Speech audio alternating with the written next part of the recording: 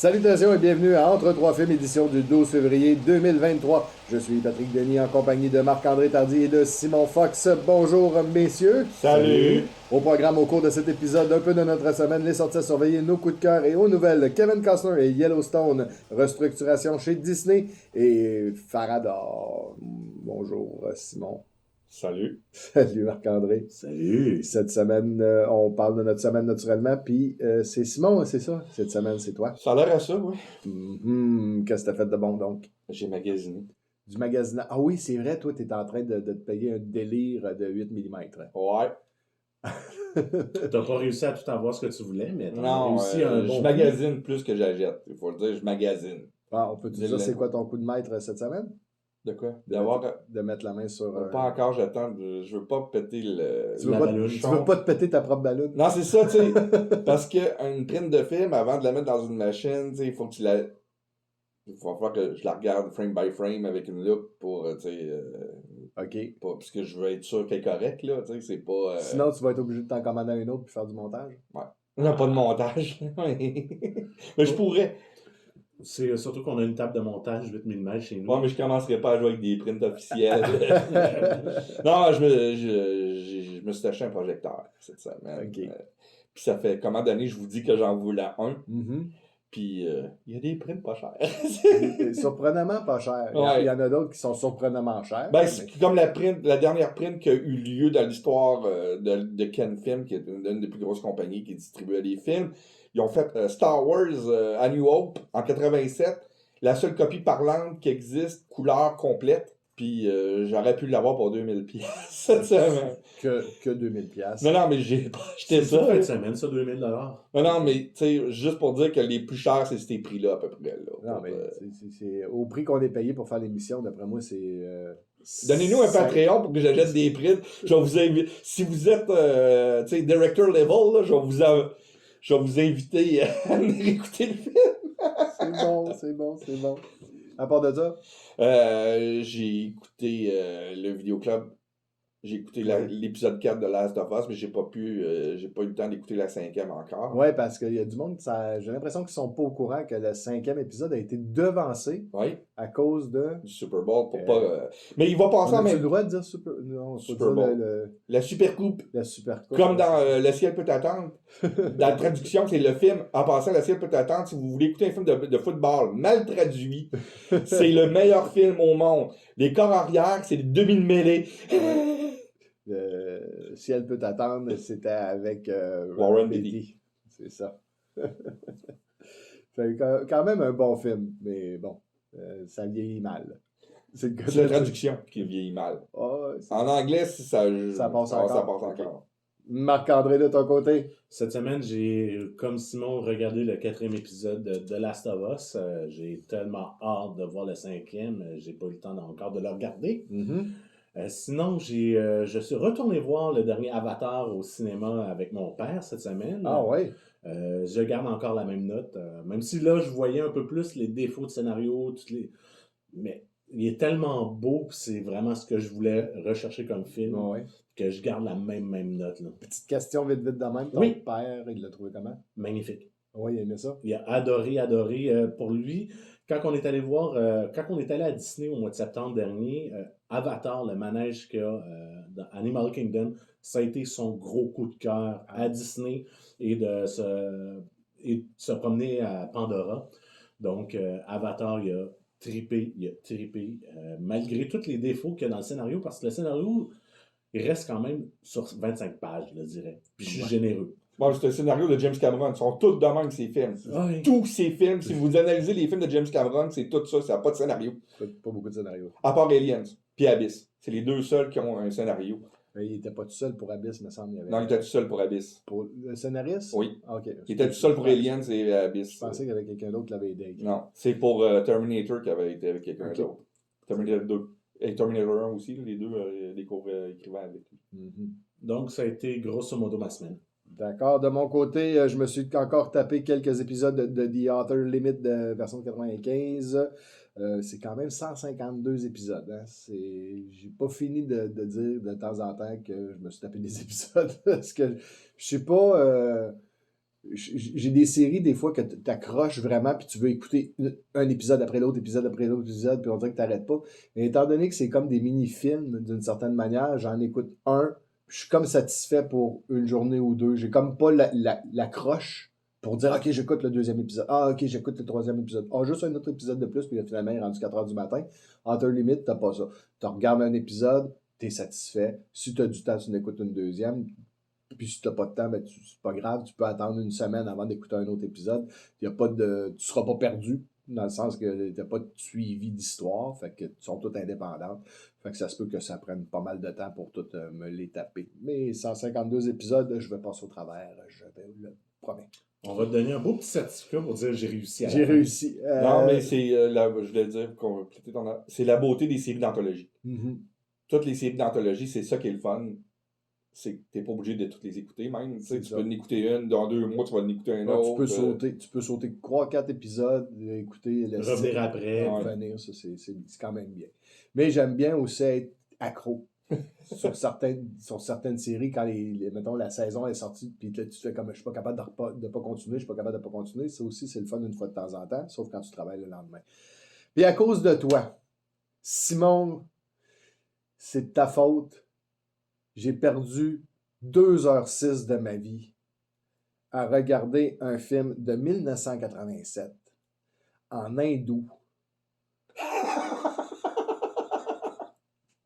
Je me le suis tapé au complet. Moi aussi. La version indienne Bollywood de Superman. Excuse-moi. Bon, OK. J'ai pas pris grand-chose. Y avait-tu des sous-titres au moins? Non. Non, il n'y a pas de sous-titres. Pas de sous-titres. Mais étant donné qu'on connaît l'histoire par cœur, on n'est pas perdu. Mais il y a des bouts, tu fais comme what the fuck? C'est qui l'ennemi dans celui-là? C'est Lex Luthor. Il y a un autre nom, mais c'est Lex Luthor. C'est ça. Puis il y a des cheveux. Ouais. Puis il y a 2 méchants. Mais en tout cas, c'est mêlé. C'est d'un film indien. Puis je suis pas trop sûr que j'ai vu Loïs. Oui, donc tu l'as vu. Je l'ai vu, mais elle dansait en bikini ou quelque chose dans le genre. Exactement. Sérieusement, c'est super facile à trouver. C'est sur YouTube. Si vous avez 2h06 à perdre. Là. Écrivez sur YouTube Superman, parenthèse, 1987, parenthèse, puis vous allez voir un fichier indien de 2 heures et quelques, c'est celui-là. Puis, étant donné que vers la fin, j'étais comme un peu décroché, il y a un autre film qui est parti automatique parce que sur YouTube, les films partent tout de suite un après l'autre. Ben, j'ai commencé Jaguar. J'ai arrêté assez vite. On arrête, j'ai d'autres choses à faire dans la vie que de regarder des films que je comprends pas. Je voulais te poser une question. Oui. As-tu trouvé ça drôle, la réutilisation des effets spéciaux de 1978 à certaines places? Oui, le train. J'ai fait comme, ben là, c'est pas, ils ont ramassé vraiment la séquence puis ils l'ont shooté dans leur film à eux autres. Ben voyons donc, là. Et tu vois la qualité de la print qu'il y avait pour faire, là, elle était moins bonne que ce qu'il est en train de filmer. C'est terrible, terrible. Ça me surprend, mais les Indiens, ils ont fait ça sur plusieurs films cultes. Ce qui me surprend, c'est qu'il n'y avait pas de conséquences vraiment dans le temps. Aujourd'hui, je crois pas que ça se ferait. Oui, il y a que les Turcs étaient pires, par exemple. Mais ils ont fait, c'est Forrest Gump qu'on a regardé. Oui, Forrest Gump, c'est... Il avait signé un contrat, il y avait une entente, il y avait de l'argent. C'est un remake officiel. C'est ça. Même le Forrest Gump est produit par Paramount. Oui. Dans le temps, il faisait des remakes, mais comme pas très officiels. Donc, c'était ma semaine.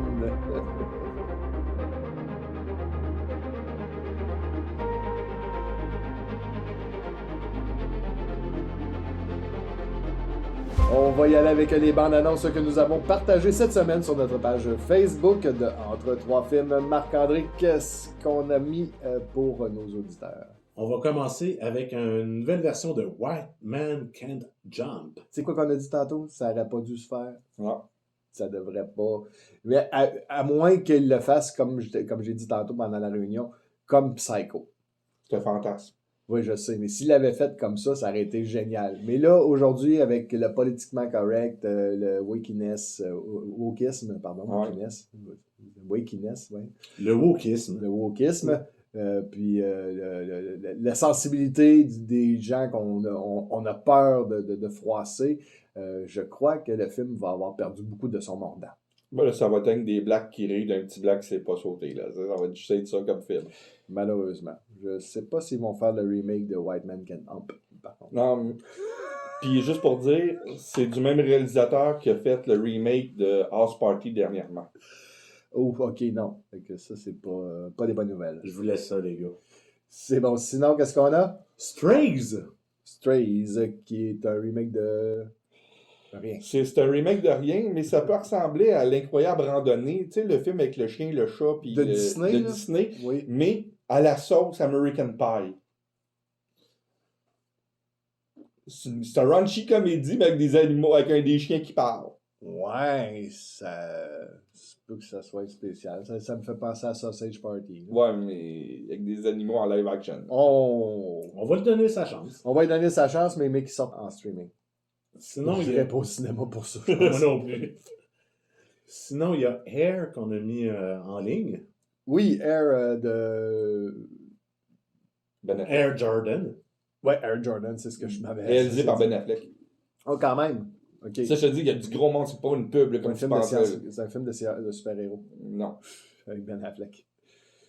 Il y a des gros noms attachés à ce film-là? Ben Affleck qui joue dedans d'ailleurs en tant que. Puis il réalise le film. T'as Matt Damon comme d'habitude parce que. Ben, c'est des potes. Mais c'est la première fois qu'il le dirige. Il a jamais vraiment joué dans un film de Ben Affleck. Ils ont joué ensemble, ils ont écrit ensemble.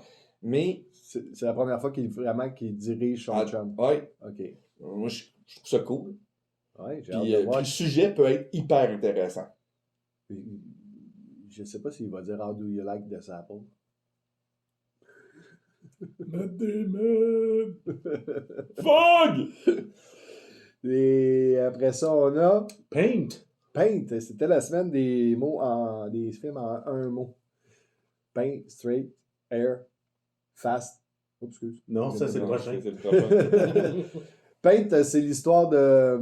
Ça a l'air bon, là. C'est l'histoire du peintre qui passait à la télé. Ok, cherche son Bob nom. Ross. Oui, c'est ça, de Bob Ross. Mais c'est pas Bob Ross dans le film. Non. Mais c'est librement inspiré de sa vie. Librement, tu dis. Il ressemble comme des couteaux. Il te l'a copié bien comme faut. Puis j'aime beaucoup Owen Wilson. Je pense qu'il va faire très bonne performance encore une fois. Celui-là, je vais peut-être plus me le taper très rapidement. Il y a aussi, on en a glissé un petit mot pendant Oui. que tu t'es échappé, là. Je me suis échappé. Le 10e opus de Fast and the Furious, Fast X. Pour la famille. Oui. Ça, c'est l'avant-dernier avant Fast and the 3X. Non, mais c'est pour la famille. Quoi, ça se pourrait très bien parce que dans les deux franchises, t'as quand même Vin Diesel dans Triple X puis dans Fast and the Furious. Ça va être... Ça serait bon. Il joue deux rôles. Déjà qu'il n'est pas bon d'acteur, mec, là. Déjà qu'il est pénible à regarder. Il est tellement bon dans la MCU, Vin Diesel. Mais s'il se rend au 30... Deux mots. S'il se rend au 30, Faster de 30, ça se pourrait que tu vois Xander dedans. Xander Cage. Xander Cage. Et le petit dernier, une bande-annonce qu'on a mis dernièrement, Marlowe. Oui, c'est vrai, avec Liam Neeson. Basé sur le personnage de Raymond Chandler, qui est un détective privé dans l'époque des films noirs, de 1940, Hollywood. Mm-hmm. Donc, si vous ne les avez pas vus, dépêchez-vous d'aller sur Facebook sur Entre trois films. Vous allez avoir ces 6 bandes annonces juste pour vous, facilement trouvables sur notre page.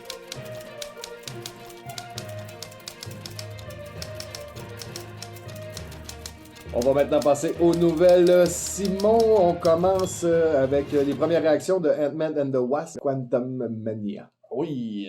Je l'ai bien prononcé. Oui, le film a été... l'embargo est sorti. C'est levé, ouais. C'est levé, pas pour les spoilers, par exemple, mais pour dire les réactions. OK, ça veut dire que tu n'as pas le droit de compter l'histoire. Mais tu as le droit de dire tes feelings sur le film. OK. Généralement, c'est très bon. Mais il y en a quelques mitigés. Le gros mot vient que c'est le Star Wars du MCU. Ça ressemble beaucoup plus à un film de Star Wars qu'un film du MCU. La question, c'est, ça ressemble-tu à un bon Star Wars ou à un pas bon Star Wars? Ça ressemble-tu au prequel ou ça ressemble aux originaux? Ouais, c'est ça le problème. Là. Non, à la série Boba Fett. Ouais, ça ressemble à la série Boba Fett. Ouais. Ou le spécial de Noël. Ah, si ça ressemble au spécial de Noël. Moi, je suis vendeur, je suis acheteur. Je suis acheteur pour ça. J'ai bien aimé le spécial de Noël de Guardian. Fait que... Parce que si ça ressemble au spécial de Noël de 78, 79, dans ce coin-là, à défaut d'être bon, on va au moins avoir du plaisir à le regarder. Fun, ça, c'est Moi, sûr et j'ai certain. toujours voulu avoir la device 3D que le père à Chewbacca avait, puis qui a de l'air à être en extase pour être poli. Spider-Man noir en prise de vue réelle sur Amazon. Qu'est-ce que c'est ça? Oui, il y a une série en développement sur le personnage Spider-Man noir. On a parlé tantôt de Philippe Marlowe. Oui. Ben, c'est la version Spider-Man de Philippe Marlowe, qui était joué par la voix par Nicolas Cage dans le film Into the Spider-Verse. Into the Spider-Verse, oui. C'est très, comme on disait tantôt, très détective Oui. des années 50. Ça va se passer dans ces époques-là. Ça va-tu être cool? On le sait pas. On sait juste que c'est en développement très avancé. Puis il y a des rumeurs qui fait qu'on le voit pas dans Into the Multiverse. Parce que dans toutes les bandes annonces qu'on a présentement sur le prochain film du Spider-Verse, Il est pas là. il est pas là, puis il était dans le premier. Mm-hmm. Fait qu'il y en a qui disent qu'ils l'ont retiré du film pour pouvoir pousser la série live action. Ça va coûter cher comme série. J'imagine. Une série de Spider-Man avec d'époque. Mm-hmm. Sortez les bidous pour Columbia, probablement, qui ont signé des gros chèques pour développer ça. J'ai vraiment hâte de voir le résultat. J'espère que ça va être filmé comme en noir et blanc ou quelque chose du genre. Les comics, est-ce qu'ils étaient en noir et blanc? Certains. Noir et blanc, ou en couleur, mais délavé. Oui. Ça serait très, très intéressant. Puis ça va dépendre aussi des noms rattachés. Tu peux avoir des acteurs très, très profonds qui jouent des rôles dans une série comme ça que ça fait très intéressant. Là. Moi, j'ai dans ma tête Jessica Lange qui pourrait faire une fille qui vient joue dans la porte de Spider-Man. Ouais, ben oui, mais c'est parce que c'est une actrice de ce style-là, parfait pour du détective. Là. Oui, puis ça peut amener quand même une série épisodique. Pas une série avec une storyline de 16 ans. Tu peux avoir une enquête par semaine, tu sais, ça peut changer la donne, puis ça peut être le fun, parce qu'on verrait plusieurs guest stars arriver, des grands noms pour jouer un personnage, un méchant dans un épisode. Ou une victime. Oui. Ouais, moi, je vois des beaux espoirs. Parlant d'espoir, on aurait Patrick Stewart qui aurait parlé un petit peu plus vite qu'il aurait signé. Là, il est en pleine junket intense pour Star Trek Picard. Of course. Qui sort cette semaine. Oui. Que là, je peux dire, oui, je l'ai vu. Enfin, je peux délier la langue et dire, moi, j'ai vu les contacts. J'ai vu les 2 premiers épisodes, ça fait déjà extrêmement longtemps. Mais en parlant, il est allé... à chaque fois qu'un acteur de même fait des junkets, il se fait poser des questions sur d'autres trucs. Ils ont demandé, t'as-tu d'autres contacts avec Marvel depuis The Multiverse of Madness? Il est allé dire, je suis en stand-by pour Deadpool. Ça veut tout dire, hein? Oui, c'est juste que le call sheet n'est pas été encore sorti. Non, j'ai pas le droit de dire que j'ai signé le contrat, mais je vais être dedans. C'est ça que ça veut dire. C'est tout le contraire de ce que Hugh Jackman avait fait. Hugh Jackman, c'était à l'annonce du film. Il voulait même pas en parler. Non, il n'y a pas question. L'autre, il dit ouais, mais je suis en attente. Là. Ils vont me caler bientôt. J'attends l'appel incessamment. Là, je pense que je l'ai eu hier, mais je peux pas vous le dire. C'est ça. Le tournage est prévu pour mai. Il est en attente. Puis, bullshit. Veut pas. Là. On l'aime, Stewart. Oh, oui. Sérieusement, c'est tout qu'un acteur classique. J'imagine qu'il est plus en attente. Stewart. Je pense qu'il est plus qu'en attente de savoir quelle journée qu'il va tourner, plus que s'il va tourner. Ben non, c'est sûr, c'est ça. Ça va sûrement être un caméo, mais... Ben, c'est toujours plaisant de voir Hugh et Patrick jouer ensemble. C'est du bonbon pour nous autres. Tu mélanges Ryan Reynolds là-dedans, puis... Sors le blender. C'est ça. Mauvaise nouvelle pour les fans de Yellowstone. Et oui... Taylor Sheridan, le co-créateur de Yellowstone et showrunner de Yellowstone, a dévoilé que possiblement la 5e saison, qui est en cours présentement, qui est en break à demi-saison, serait la dernière. OK. Et moi qui ai commencé. Puis que c'était pas prévu du tout d'être la dernière. il s'est rendu compte au bout de 5 ans que qu'est-ce que je sais depuis 30 ans? C'est que Kevin Costner est un acteur très difficile. Ouais, ben c'est pour ça qu'il est bon comme réalisateur. Non, mais c'est un acteur qui est dur à travailler avec. Ouais, mais en tant que réalisateur, c'est le seul qui est capable de contrôler Kevin Costner. Ouais. Fait qu'il est génial. Puis là, lors de la renégociation de contrat pour la 6e saison, Ils n'ont pas pensé de donner des épisodes à diriger? ben là, il travaille sur un film présentement pour Warner en tant que réalisateur. Je pense Ah, que il est c'est ça qui a occupé. poussé le fait, genre, que ses demandes étaient très, très exagérées Probablement. pour les autres saisons. Mais Yellowstone est rendu la plus grosse série aux États-Unis, toute catégorie. La plus écoutée présentement, c'est Yellowstone. Yellowstone, c'est un phénomène. C'est pour ça qu'il y a 2 spin-offs qui existent. Exact. Il y a même un univers Yellowstone. C'est dynastie sur l'acide. Petite question. Est-ce que les autres projets reliés à Yellowstone continuent? Oui. Puis même, Taylor Sheridan est allé dire qu'il va y avoir une autre série qui va remplacer Yellowstone, qui va être la continuité de Yellowstone. Non, parce qu'il y a des liens qui doivent être faits avec les autres séries. Oui. S'ils arrêtent Yellowstone, les liens ils commencent à tomber. Bon, même, c'est quand même des préquels, les autres. Ouais. C'est moins pire. Mais il faut quand même avoir écouté Yellowstone pour comprendre un peu qu'est-ce qui se passe dans les préquels. C'est un peu Star Wars. Est-ce qu'ils sont capables de faire des sequels? Oui, ils sont capables. Mais là, c'est ça, ils veulent faire une continuation avec un nouveau personnage, puis ils parlent de Matthew McConaughey pour venir prendre le lead de la série. Ça ne sera pas le personnage que Kevin Costner Non, joue, il ne faut pas remplacer. mais pour continuer l'histoire du ranch. OK. Donc, le ranch en 2020. Ben, c'est déjà à notre époque, là. Oh, un ranch dans l'espace. Wow. le monde expand comme ça. C'est vraiment explosé. Reviens Le sur ranch Terre, voyage dans le temps. Reviens sur Terre, Pat. Yellowstone, c'est un phénomène, puis si vous ne l'avez pas écouté, écoutez-les. Les premières saisons sont disponibles au Québec sur Amazon Prime.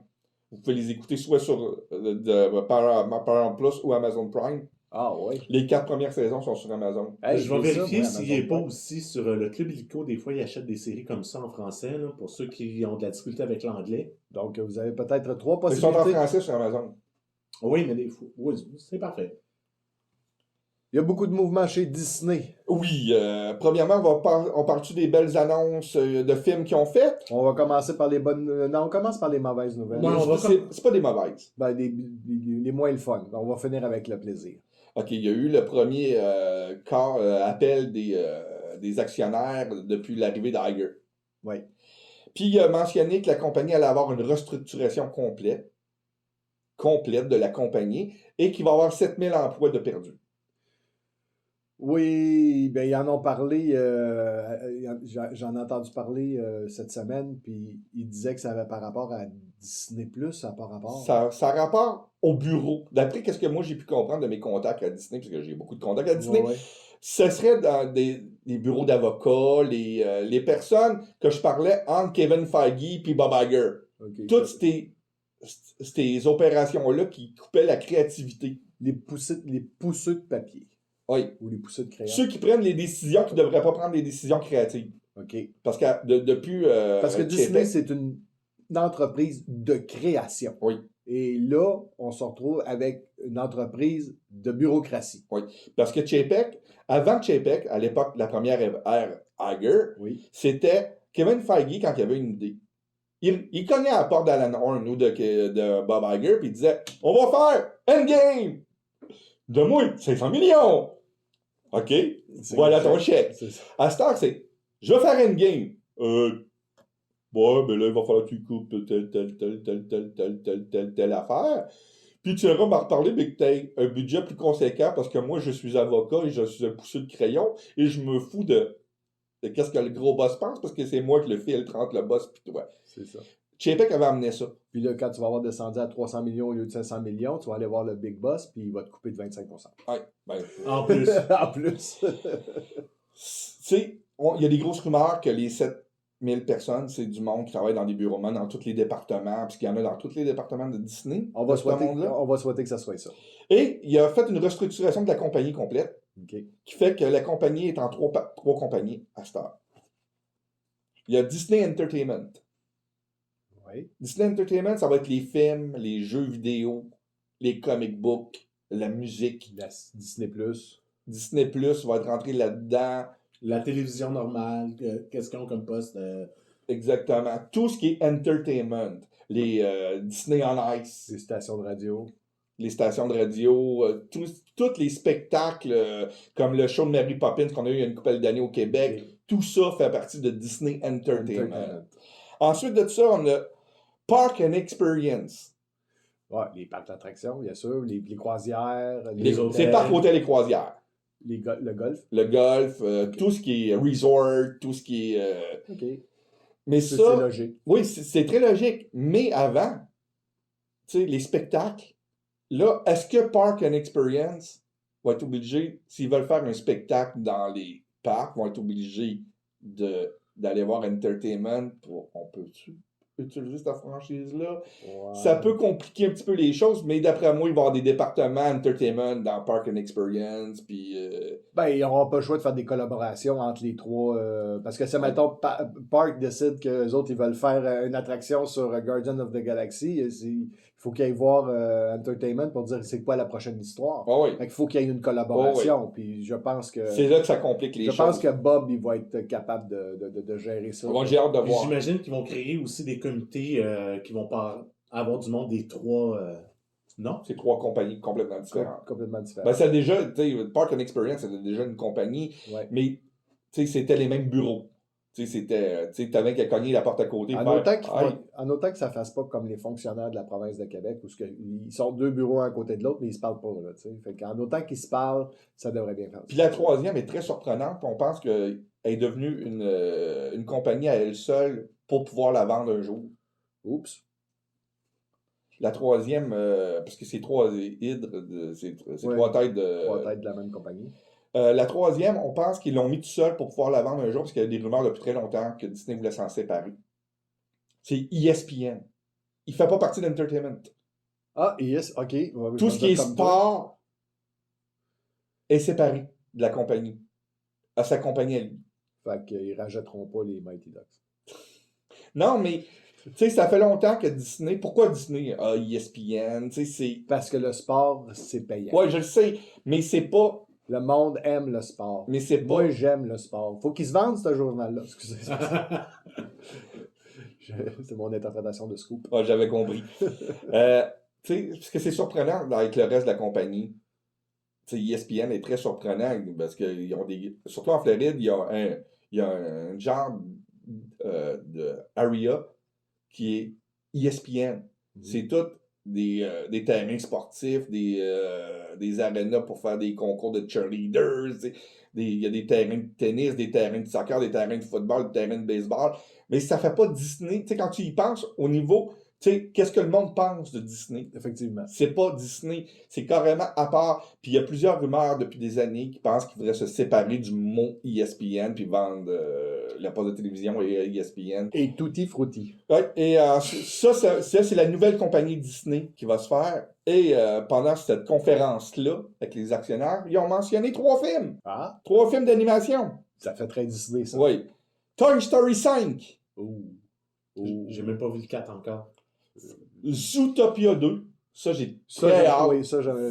Moi, Le 5e, par contre... je comprends pas pour Zootopia qu'il n'y en ait pas déjà eu un 2, personnellement. C'était très, très bon. C'est comme Moana, faites un 2 de ça, même s'il n'est pas annoncé. Là, c'est les 2 meilleurs qu'ils ont fait dans les 25 dernières années. Là. Ouais. Et le dernier, que je pleure personnellement, Frozen 3. Oh, c'est bon. Il y en a un 2? On a eu un Ouais, moi, j'ai vu le premier une fois, puis c'est assez. Non, c'est let it go, let it go. 2. Le 2, c'était pas Panic at the Disco qui avait fait la chanson thème. Ah, j'en ai rien à foutre. Là, mais j'ai eu peur quand t'as dit que tu pleurais, je pensais qu'il faisait Non, je pleure parce que je veux pas que ça se fasse. Je pensais qu'elle allait faire droïde. Alors ça aurait été bon. Là, j'aurais été content.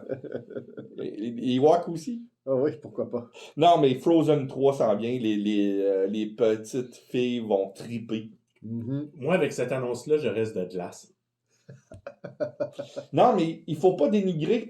Moi, je t'en maudis parce que j'aime pas Frozen, mais quand tu y penses, c'est une vache à lait en tabarouette. C'est sûr et certain. Puis tous les jouets, puis toutes les patentes qui viennent avec, c'est extraordinaire. Là. Les petites filles capotent. C'est la folie furieuse. Je plains les parents avec la prochaine chanson thème. Ouais, la deuxième n'a pas autant pogné que Non, Let It d'après Go, moi, là. ils vont remettre Libéré dans le troisième épisode. Et finalement, on a une date de sortie pour le film québécois belge, Franco-québécois. C'est franco ou belge? Non, c'est C'est belge. C'est belgo. Ouais, Belgo québécois. Belgo-québécois. Et ce film s'appelle Le Farador. C'est quoi? d'Édouard Tremblay. Ouais, tu nous donnes des détails un petit peu là-dessus? Farador, ça vient d'un court-métrage de Kino en 2008 qui a été fait à Vitesse Lumière, durant le cabaret de Vitesse Lumière. C'était l'histoire de groupes qui jouent à Donjons et Dragons depuis une vingtaine d'années avec les mêmes personnages, puis leur ancien ami revient, puis il fout le bordel. Ah, ok. Après, lors de la première fois qu'il revient. C'est très geek. Oui, c'est très très geek. Ça a été un film millionnaire sur YouTube. Il y a quelques millions de vues. Oh, quand même. Autant de ce côté-ci de l'Atlantique qu'en France, en Belgique, la communauté geek, puis même encore, je vois des jeunes qui découvrent Farador une quinzaine d'années plus tard, puis qui me lancent des répliques que je connais quand même très bien. Je suis un des rares qui a quand même le film physiquement chez nous, la bataille de Farador. Ah Ouais, tu as joué dans un épisode, d'ailleurs. J'ai joué dans un épisode, oui, parce que ça faisait partie d'une série que Édouard Tremblay avait faite, qui était Tom et ses chums, série en 15 épisodes. Je joue dans l'épisode 5. Et, Je mousse ma propre carrière. non, c'est une grosse Mais niaiserie. tu joues dans son premier film pour le cinéma aussi. Oui, j'ai fait la figuration dans Feuille morte, dans le segment qu'Édouard Tremblay avait réalisé. Et c'est ça, ça faisait une dizaine d'années qu'il travaillait pour un long métrage et on a su qu'il a été tourné l'année passée, dans les 2 dernières années avec la pandémie, autant au Québec qu'en Belgique. OK. Et la date de sortie tombe en plus la journée de ma fête de cette année. Ouais, on pense Il a à fait toi. par exprès. Je pense pas, non. Donc, la date de sortie, le 28 avril cette année, premier long métrage solo pour Édouard Tremblay. Je pensais que tu allais dire de quoi. J'ai rien à dire. Il a tout dit. Il Il a tout dit. Ouais, donc, c'était les nouvelles. Merci beaucoup, Simon. Merci, Pierre-André, pour les détails sur Farador.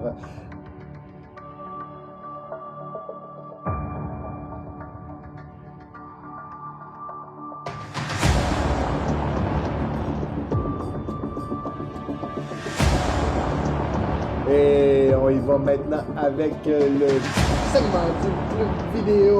Cette semaine, on a regardé toute la gang un film de 1985 qu'on a très certainement loué plusieurs fois. D'après moi, ma mère, elle devait être tannée qu'on allait au club vidéo de ramasser ce film-là. Ça doit être le premier film qu'on a acheté en vidéocassette. Parce que était comme, là, c'est assez, là.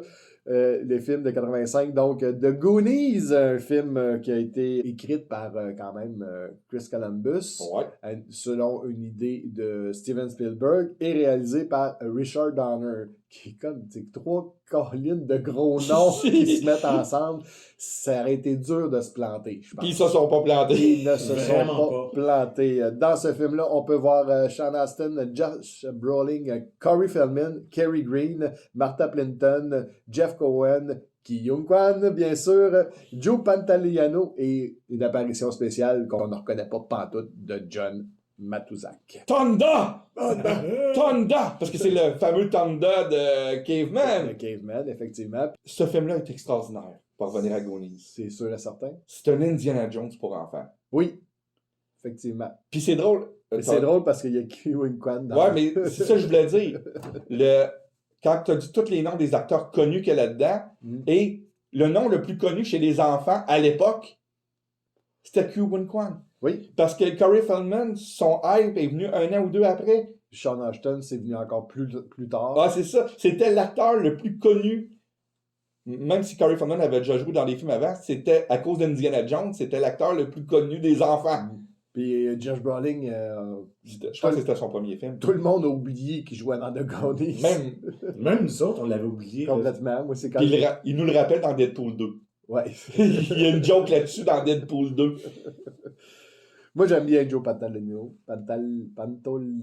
Oui. J'ai de la misère à prononcer. T'as Robert ça. Davi qui fait son frère aussi. Oui, c'est vrai. Mais j'avais oublié de l'écrire dans ma liste d'acteurs qui étaient là. Les deux sont excellents dans le film. Très, très bon. Très, très bon. Puis, on s'entend, l'histoire, c'est quand même une chasse au trésor. C'est des pirates. des grottes, des labyrinthes, des histoires d'amour. Tout ce qui Des fait pièges. triper les TQ dans les années 80. là. Des pièges. Des pièges, des boum, je t'attrape. Puis en français. Malheureusement, c'est ce que j'ai pas fait cette semaine. Je l'ai regardé en version originale anglaise. C'est très très bon, j'ai bien aimé. Mais je voulais me le taper en français. Malheureusement, la copie DVD que j'ai est seulement en anglais. Fait que, ben, je l'ai écouté en anglais, point final. Puis il faut mentionner la trame sonore de Cyndi Lauper. Cyndi Lauper qu'on voit en vidéoclip dans le film. Oui. J'avais oublié qu'elle était laide comme ça. Non, mais la chanson fit avec le film. Oui. Puis quand vous avez le DVD, t'as le vidéo du film avec les lutteurs. Oui, parce que c'était la période où elle était dans la Ben, ça vient de là, ça vient de là. Ça vient des Goonies. Puis le vidéo, il y a 2 vidéos pour la chanson, puis les 2 vidéos se suivent. C'est une histoire, puis les 2 vidéos se suivent. C'est la même chanson 2 fois. Mm-hmm. Et les 2 vidéos se suivent. Puis il y a un interlude entre les 2 vidéos, que c'est Steven Spielberg qui parle. Le vidéoclip de The Goonies est du génie. Moi, comme je suis un petit peu plus jeune que vous deux, la première fois que j'ai vu ce film-là, il y avait une scène qui m'avait vraiment marqué quand j'étais jeune parce que je la comprenais pas, tout ça. J'avais quand même 6 ans, 7 ans quand je l'ai vu la première fois. C'est la fameuse scène où ils mettent la main du jeune dans le blender. Cette scène-là, là, elle m'avait marqué, je l'ai eu longtemps. Comment torturer un enfant. C'est ça, je l'avais tellement dans la tête pendant longtemps. Là. T'avais peur des Brandon. Ouais. C'est sûr et certain. Mais je dois faire attention pour les sensibilités d'aujourd'hui. Il y a certains gags, même si c'est un film pour enfants, qui ne passent plus. Ben, je te dirais même qu'il y a un personnage qui ne passe plus aujourd'hui. Le personnage de Ki-Eun Kwan qui ne se ferait plus aujourd'hui.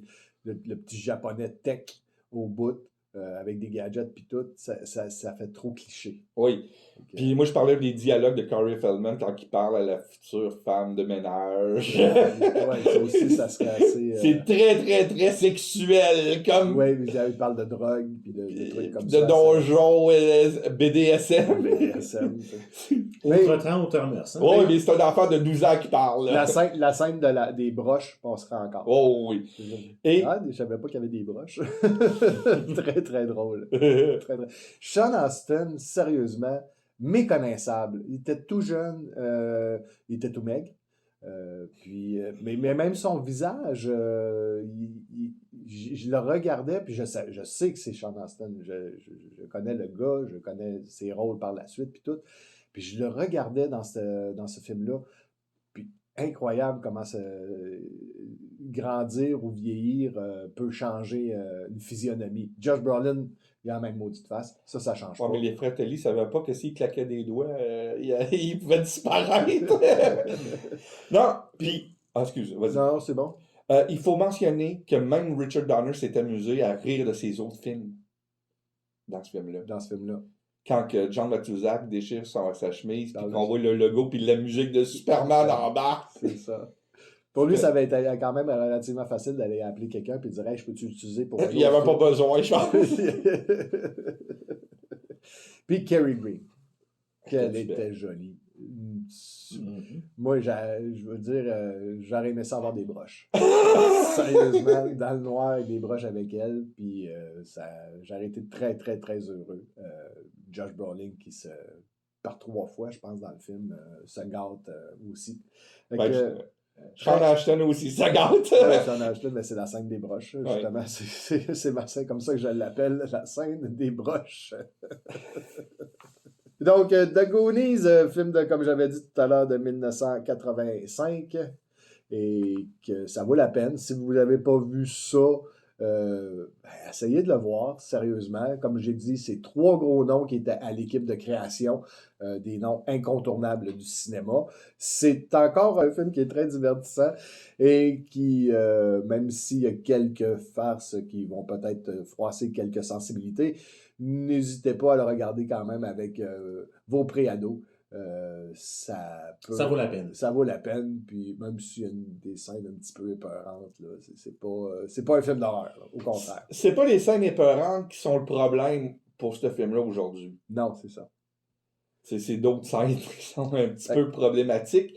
Mais, tu sais, on a un feeling, tu sais, du fun des années 80. Juste la poursuite d'auto qu'il y a au début du film. Oui. Quand ça introduit tous les personnages en même temps qu'on voit la poursuite. Ça fait années 80. Tu sais, ça fait let's go, on passe dans une montagne russe, puis on s'amuse. C'est ça. Ça va être très Steven Spielberg. Ouais.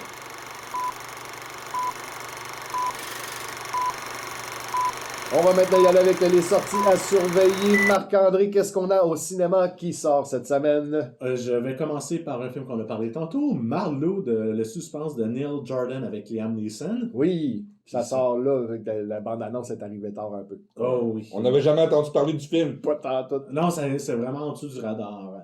Sinon, pour ceux qui ne l'ont pas vu il y a une vingtaine d'années, Tigre et Dragon de Ang Lee ressort en salle. C'est-tu moi où il y a une mode de ressortir des films où ça a toujours été? Ça a toujours été un petit peu, mais là, c'est pas... On comprend. Là, on dit d'Ang Lee. C'est pas à cause de Ang Lee. C'est Michelle Yeoh puis Everything Everywhere at All Once qui est en nomination aux Oscars. C'est juste pour ça. Ils ressortent à cause de l'actrice. C'est Ils s'attendent à faire de l'argent un peu à cause de l'actrice.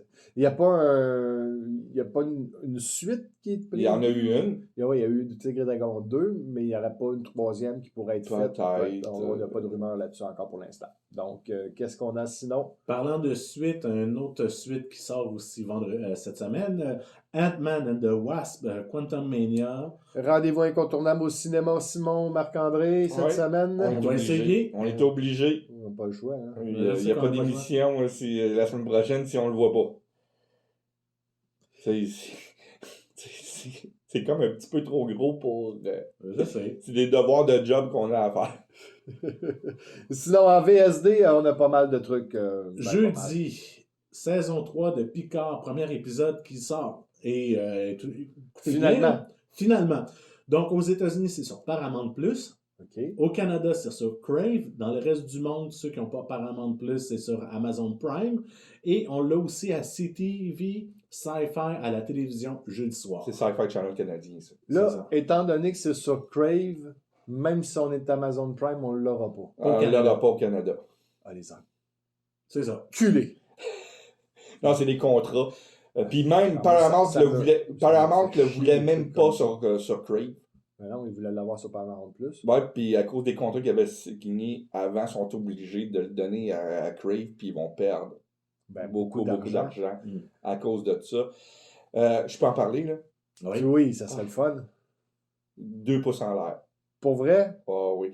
C'est qu'est-ce qui aurait dû être la maudite première saison. C'est ça qu'on aurait dû avoir. C'est du génie. C'est le meilleur Star Trek pour moi depuis 1991. Oh, wow! C'est la meilleure histoire de Star Trek depuis The Undiscovered Country, pour moi, depuis le 6e film. Il y en a qui disent que c'est le meilleur depuis la fin de Voyager. Je suis prêt à dire ça aussi pour certaines personnes, parce que moi Voyager, j'étais moins là que Deep Space Nine puis Enterprise. Non, Enterprise, j'étais là. Enterprise, j'ai adoré. Moi aussi. Enterprise, surtout la 4e saison. La 4e saison, mais là, on va parler de Picard. On parle de Picard, oui. C'est du bonbon. C'est une lettre d'amour aux fans de Star Trek. Mais en même temps, c'est de l'anti-Roddenberry. OK. C'est que Gene Roddenberry n'aurait pas aimé ça. Parce qu'il y a du conflit entre les personnages s'astinent, puis Roddenberry, jamais qu'il y avait de conflit entre ces personnages pour Next Generation. Mais non, si vous avez écouté les 2 premières saisons, T'es même pas obligé. mais on s'entend qu'il n'y a plus de hiérarchie vraiment. Là. Mais là, ça revient. Quand on écoute Picard saison 1 et 2, on a-tu un feeling de Star Trek? Vraiment pas. Non. T'as rien de... T'as certains éléments parce que ça se passe dans le même monde, mais t'as pas le... Surtout la 2e saison. Mais ils sont tous retraités d'une certaine manière, sont tous indépendants, ils sont plus dans Starfleet. On va voir ça, j'imagine. Là, j'ai pas le droit de le dire, il y en a qui sont encore dans Starfleet. OK. C'est un film de 10 heures. Oh, wow! C'est un film de 10 heures. C'est la dernière... Ça se vaut être la dernière histoire de Picard. De Next Generation. Okay. De Next Generation. OK, de toute la gang. Ils sont tous là, à part Wesley Crusher. Ah, mais ils ont réglé le problème parce qu'il avait réglé son problème à la fin de la 2e saison de Picard, puis ils pouvaient pas... non, c'est ça. Ils peuvent plus ça ne serait pas logique de l'amener. Mais c'est qu'est-ce qui aurait dû être... Moi, j'en ai vu deux épisodes, j'ai pas vu les 10. J'ai vu les 2 premiers seulement. Ça fait très longtemps que je les ai vus. J'ai resté assis là-dessus depuis très longtemps. Puis j'avais un sourire d'en face incroyable tout le long que je l'écoutais. Quand t'écoutes, puis écoutez le générique à la fin. Si vous aimez Star Trek, il faut écouter les génériques de fin parce qu'il y a des Easter eggs qui ont rapport avec l'univers de Star Trek dans le générique de fin. OK. Fait que c'est une mission écoutée jusqu'à la dernière seconde. C'est pas des scènes rajoutées, des trucs du genre, c'est vraiment des Easter eggs qu'ils ont mis. Tout est là. J'espère juste que le monde va revenir à la série. Parce que le problème, c'est que 90% de l'auditoire n'est plus là. Non, Ils ont tout perdu. Ils ont perdu plein d'auditeurs. Bonne chance. On continue avec une série que j'attends avec impatience, puisque je m'étais tapé comme une couple de mois en espérant cette saison, la 2e saison de Carnival Row, qui va sortir vendredi sur Prime. J'ai hâte. J'ai vraiment hâte. Sur Prime Video, donc ça va être un épisode par semaine. Ça, on m'aurait dit que dans les années 90, il y aurait 2 saisons de Carnival Row. Parce que j'ai lu le scénario dans les années 90. Oui. Ça, c'était pas un scénario de série télé, c'était un scénario de film. Ça aurait été très bon en film. C'était un scénario de film qui était en développement pendant des années, qui est devenu une série télévisée, qui est du pur génie. Si vous aimez la fantasy, écoutez Carnival Row. Gâtez-vous, ça vaut la peine. Moi, je l'ai vu 2 fois. Je vais peut-être me retaper d'ici vendredi encore la saison 1. Je ne sais pas. Ben, peut-être des derniers épisodes juste pour me remettre dans le beat. Je ne me retaperai peut-être pas la série au complet. Là. Sinon, aussi vendredi, 2 sorties sur Apple Plus, qu'on ne parle pas assez souvent. On ne parle pas d'Apple Plus, effectivement. Il y a Bonjour demain, saison 1, un film rétro-futuriste. Un film? Une série, je veux dire. Je suis dans l'autre projet, c'est pour ça. Okay. Rétro-futuriste, ouais. Ça veut dire quoi, ça? Ça se passe dans les années 50-60, mais futuriste. C'est comme, tu fais de la science-fiction qui se passe à l'époque. C'est pas clair, hein? Oui, c'est clair. Oui, ça fait Attack of Mars. C'est ça, Mars Attack, c'est du rétro-futuriste qui se passe aujourd'hui, pareil. Là, c'est bon, ça donne une bonne image de ça. Juste pour donner un peu, l'idée de départ, c'est un entrepreneur aux États-Unis qui vend des terrains sur la Lune pour faire du développement résidentiel. Ah, quand même. Dans les années 50. Dans les années 50-60. C'est pour ça le rétro-futuriste. C'est bon, parfait. Et le dernier projet sur Apple Plus, c'est Ruse, un drame de Benjamin Caron. Ça se parle d'escrocs qui essayent de voler des milliardaires à Manhattan. Excuse-moi. C'est de la façon dont tu as dit Benjamin Caron. Benjamin Caron! Benjamin Caron! Benjamin Caron, c'est pas un film québécois. Non, c'est un film américain. C'est un film américain, mais le gars, il s'appelle Benjamin Caron. Benjamin Caron! Caron! C'est peut-être un Québécois comme... Ouais, il y en a plein, comme des milliers. Des jeunes réalisateurs qui tournent aux États-Unis. Ouais. Comme... Merci beaucoup, Marc-André, pour ce segment des sorties à surveiller.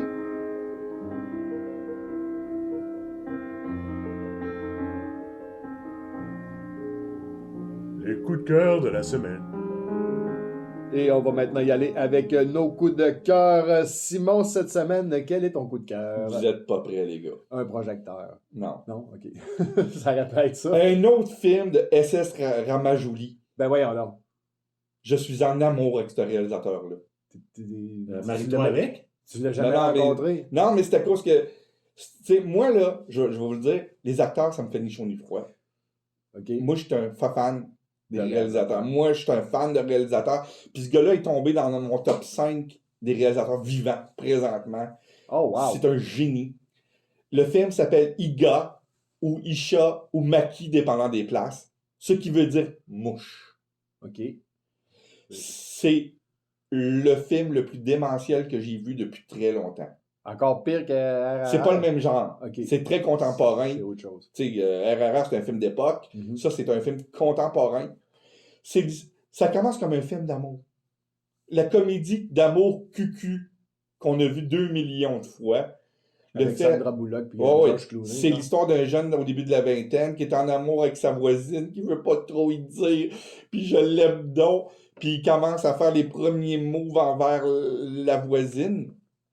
Mais la voisine est courtisée par un méchant crime lord, un gars d'industriel qui est en réalité un genre de mafioso.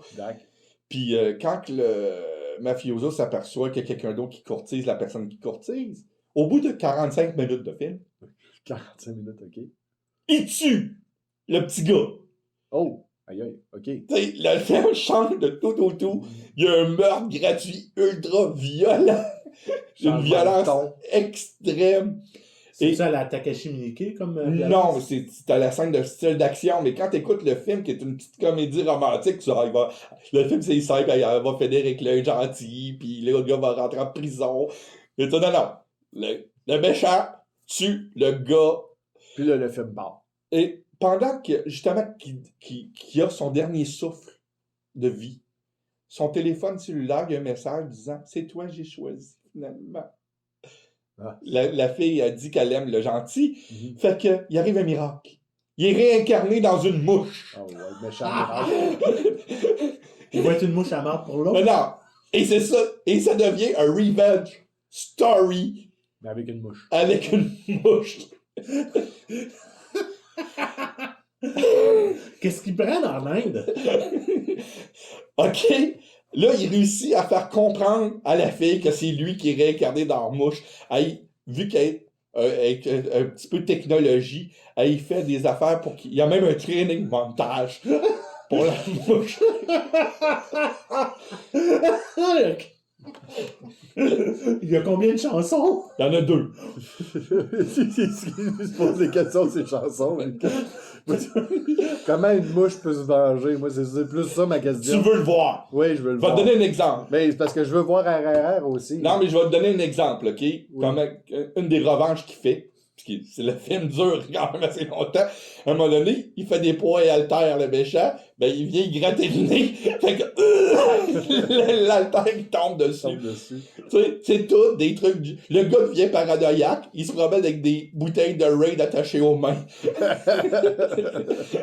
D'accord. Mais c'est du génie. C'est- Il y a un Est-ce qu'on peut dire que c'est un petit peu dans le monde des Denis Drolet? Non, peu? non, c'est pas, non, c'est fait sérieux. C'est fait sérieux, OK. Le film n'est Mais pas c'est- à rire. Ça reste absurde pareil. Ça reste absurde, mais c'est du génie. C'est bon. C'est le meilleur film, c'est un film de 2012, mais depuis le début de l'année 2023, c'est le meilleur film que j'ai vu. Wow. C'est démentiel. Il y a même un numéro musical avec la mouche. Aïe, aïe, aïe, aïe. Ils font The Fly of Bumblebee. Non, c'est vraiment du génie. Fait que t'as dit comment ça s'appelait, Maïka? C'est Iga. Iga. Il est trouvable sur Netflix sous le nom Iga. E-E-G-A. Sur Netflix. Oui. OK, C'est c'est facile à trouver, donc. E-E-G-A ou Isha. Isha. E-E-C-H-A ou Maki. Tous ces mots-là veulent dire mouche. Parce qu'il y a eu plusieurs traductions, puis il y a plusieurs filles du film qui existent, mais la version sur Netflix s'appelle Iga. Moi, je mangerai plus jamais de sushi. Maki? Des maquis, moi. OK. Non, Des mouches. sérieusement, c'est un film off the wall. Imagine, pour donner un exemple au monde, imaginez un film de trauma, mais sans le stupidité trauma et avec un gros budget. Avec un budget de studio. Wow.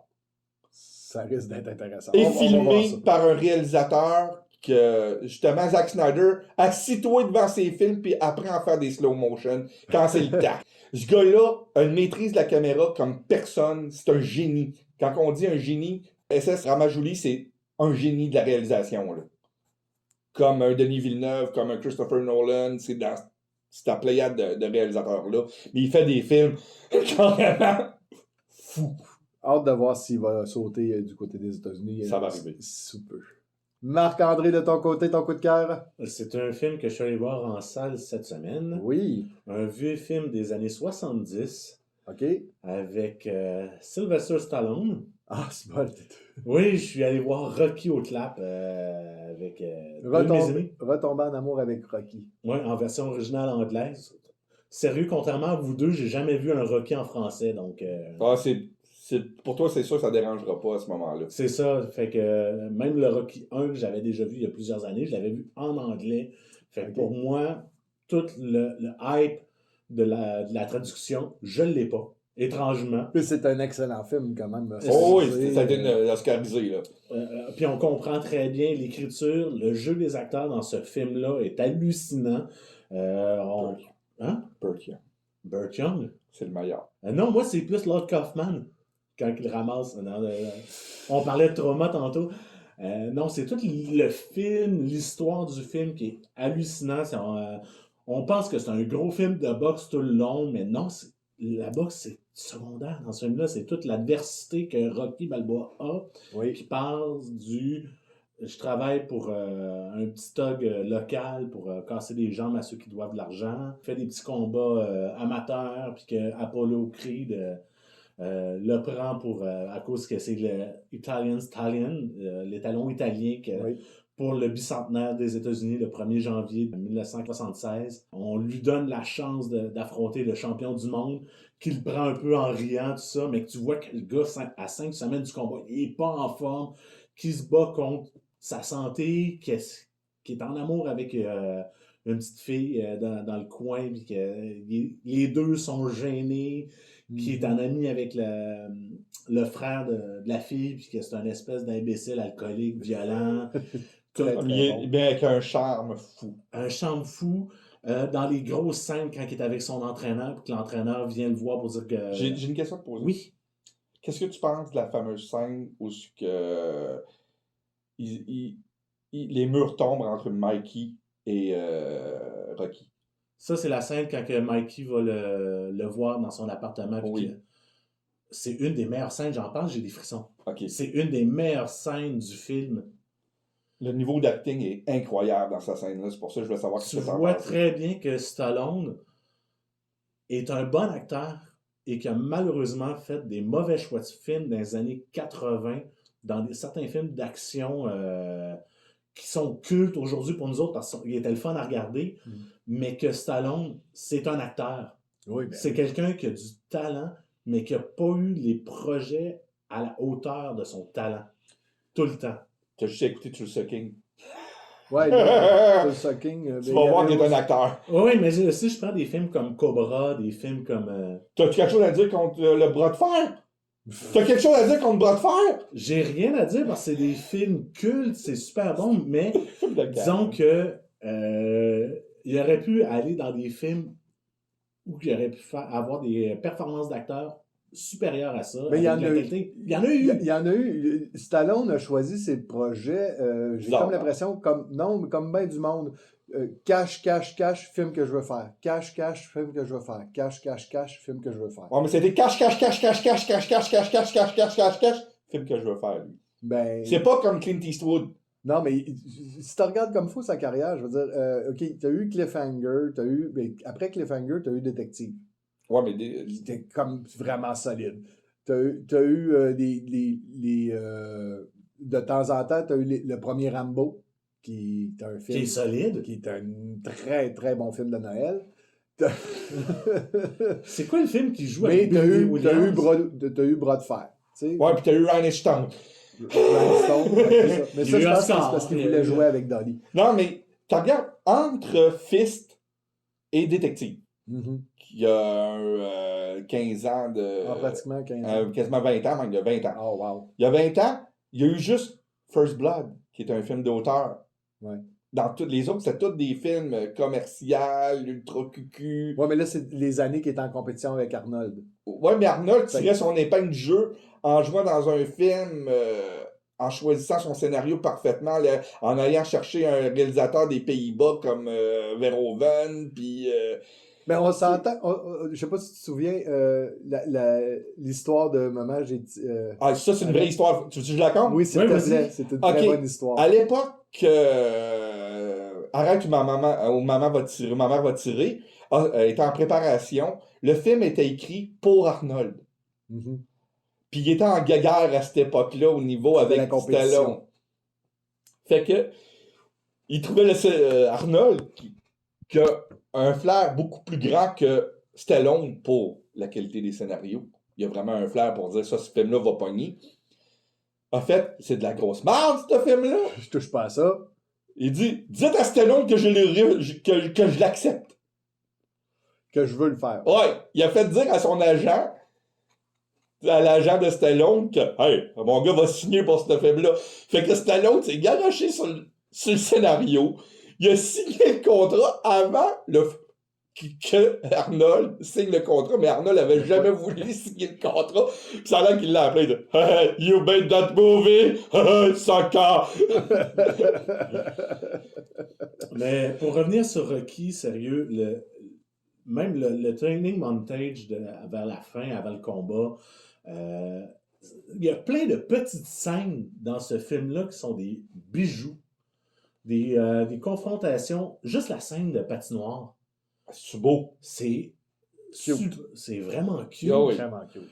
La scène quand que Paulie varge avec le bat de baseball, que tu vois toute sa rage en état d'ébriété. Ça, c'est-tu la scène de la dinde de Thanksgiving? Non, Il y a c'est garoche après. au bout de ses bras. Ça, c'est après. Mais c'est Thanksgiving! Non, la scène de la Thanksgiving, c'est la scène où Rocky dit son amour à Adrienne. Non, c'est juste avant la patinoire, la scène de la Thanksgiving. C'est pour ça qu'ils s'en vont à cause qu'il a pitché. Elle dit, je peux pas aller dans une date, c'est Thanksgiving, puis il garoche la dinde dehors. Là, tu vas y aller à ta date. Ah oui, mais c'est pour ça que je dis ça. Là, je parle du bat de baseball, c'est pas la scène Ok. avant Ah, ça, c'était c'est une juste avant scène la plus patinoire. proche de Noël où il pète sa coche pour dire t'es mon ami, tu t'occupes plus de ma soeur. Là.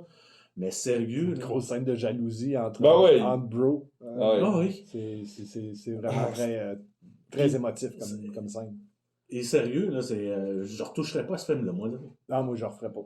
Non. C'est sûr et certain. Puis l'utilisation de la Steadicam, qui est le premier film professionnel de studio à avoir utilisé la Steadicam. Puis la chorégraphie, c'est sûr qu'on est en 76, donc ça a dû être tourné en 75. Les scènes de combat, tu le vois que Apollo et Rocky se touchent pas. Là.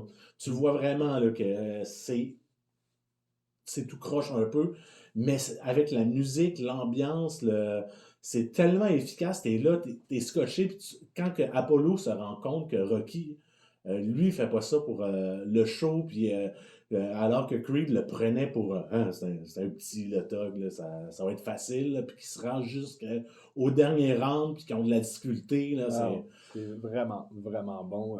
Puis c'est un film de, comment on appelle ça donc American Dream? Je m'en allais dire en persévérance. Ouais, mais c'est un film de persévérance énorme. Surtout quand on sait comment le film a été fait, comme tout ce qui entoure le film, que le tournage a été fait, qui a été tabletté, qu'il n'y avait pas de salle de montage pour le faire, puis c'est Larry Kaufman qui a fourni, selon l'histoire. Selon Kaufman. Selon Kaufman. La scène quand il court à la fin, vraiment, qui fait le sprint, que ça a été tourné dans les dernières scènes, puis qu'il n'était pas sûr de finir le film, que le budget était tout le temps coupé, qu'il ne voulait pas avoir Stallone comme personnage principal. Sérieux, là. Et que ça s'est rendu. Il a gagné l'Oscar du meilleur film. Puis aujourd'hui, tu peux pas t'imaginer Rocky joué par quelqu'un d'autre. Non. C'est pratiquement impossible. Non. À part peut-être Arnold. Ah, même là encore. Non. Adrian! Il y avait une sensibilité dans les deux premiers Rocky, dans Rocky Balboa puis dans Creed. Pas dans les autres, là.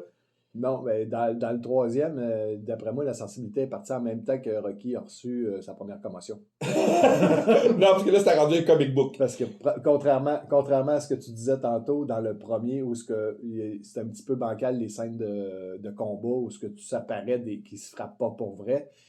Dans le troisième, il avait dit à Adolph Lundgren, il avait dit, c'est Mr. T. À Mr. T. C'est Mr. T. Ah ouais, il frappe pour vrai. Ah L'autre, c'est un doorman. C'est plein de valeur, là, mais Sylvester... Mais Stallone était capable d'en prendre puis d'en knocker. Il sait boxer. Stallone sait boxer. Mais il a reçu une commotion cérébrale qui a retardé. Ouais, mais il en avait donné une aussi à Dolph Lundgren. Hein, fait qu'il fait attention, là. Il a réussi à frapper Dolph Lundgren. Il a 6 pieds de plus. Je le sais, mais c'est Stallone. Stallone, là, il n'y a pas le physique d'un... Puis le monde, là, ça, là, il n'y a pas de suspension of disbelief dans ce film-là. Là. Non. Il n'y a pas le physique d'un poids lourd à la boxe. Du tout. C'est le champion du monde de boxe, là. Il n'aurait même pas fait la pesée, Stallone. Pour un vrai boxeur. Boxeur de poids lourd.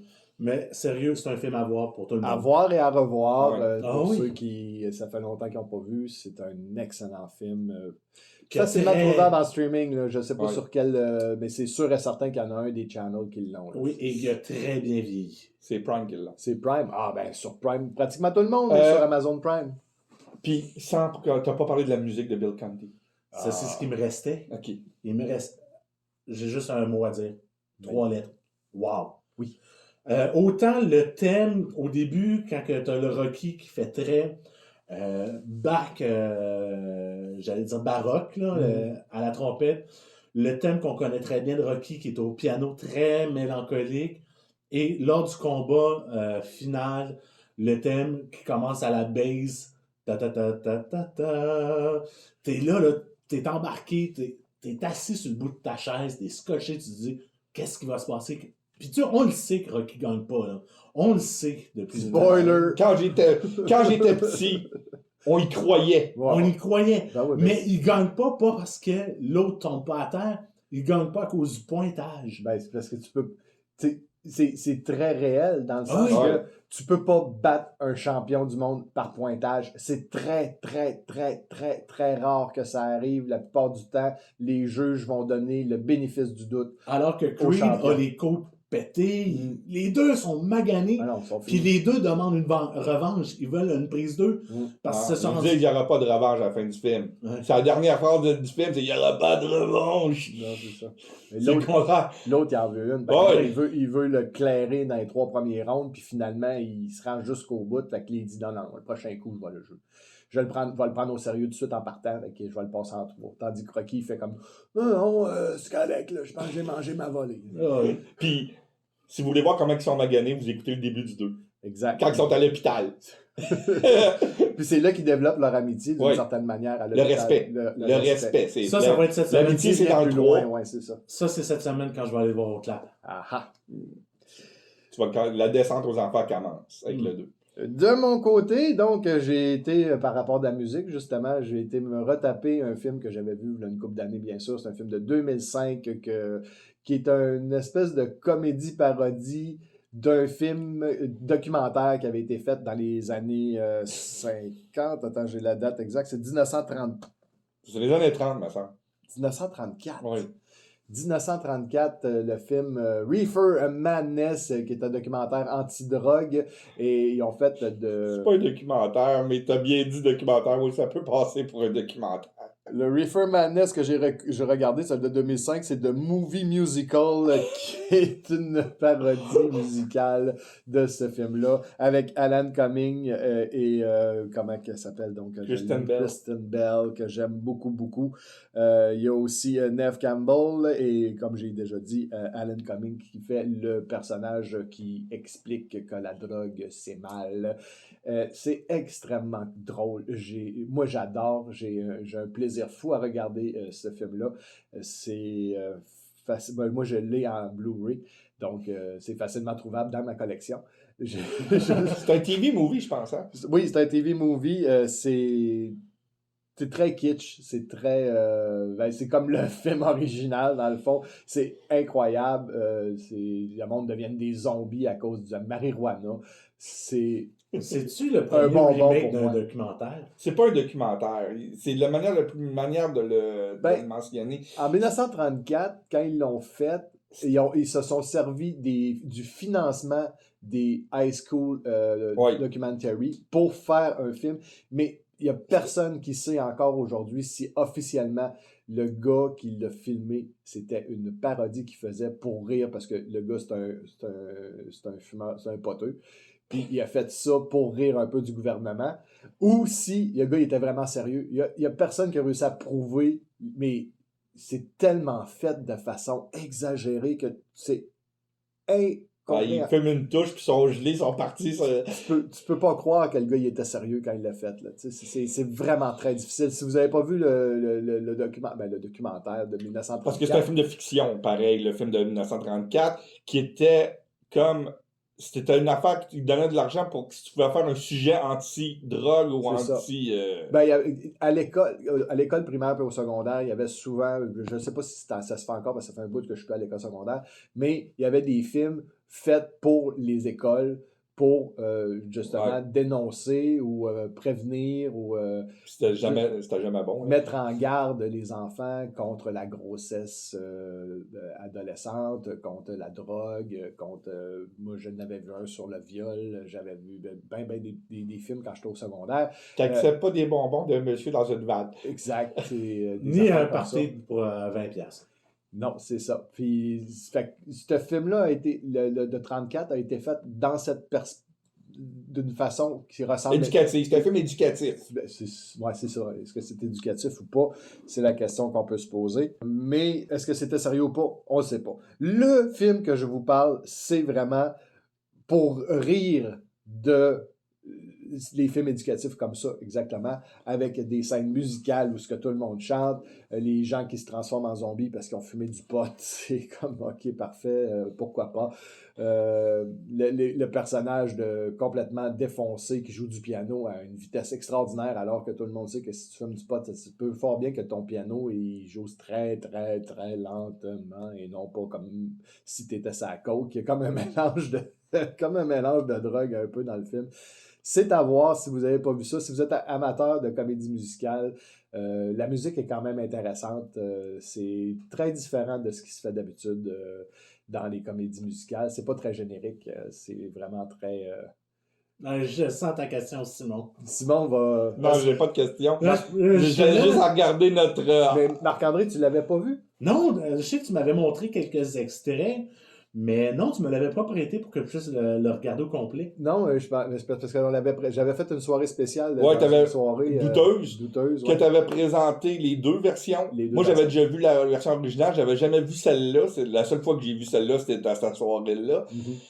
Puis il me semble que le piano, il l'a dans la version originale aussi. Oui. La scène du piano était repiquée. Repiqué, ben pas exactement Non, pareil, mais c'est la même scène. Mais le film, c'est un repiquage au complet. Là. C'est très... Je sais que tu m'as montré deux comédies musicales que j'avais pas détestées d'ailleurs. Le film de... Toi, ça? Oui. Le Barbier. Non, j'en avais deux autres en tête. Celui avec le camp nudiste.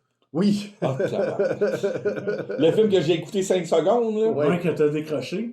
Et l'autre avec l'histoire d'inceste. Ah oui. Ça, je l'ai vu, par exemple. Sujet très douteux aussi. C'était quoi le titre? C'était Accidental Incest. C'est aussi pire qu'un des films que j'ai écouté cette semaine. C'est des films dans le même genre que Reefer Madness. Ah, donc, si vous voulez voir ce film-là, n'hésitez pas à le rechercher. Vous allez avoir quand même un bon moment de plaisir. En espérant que vous avez apprécié, que vous serez de retour pour le prochain épisode. Vous pouvez nous suivre sur Balado Québec, Spotify, TuneIn, iTunes, Google Balado, Facebook et YouTube. N'oubliez pas de nous laisser un j'aime sur nos publications, de vous abonner à nos sites. On vous en remercie d'avance. C'était donc Entre trois films. Je suis toujours Patrick Denis en compagnie de Simon Fox et de Marc-André Tardy. Et on vous dit bon cinéma.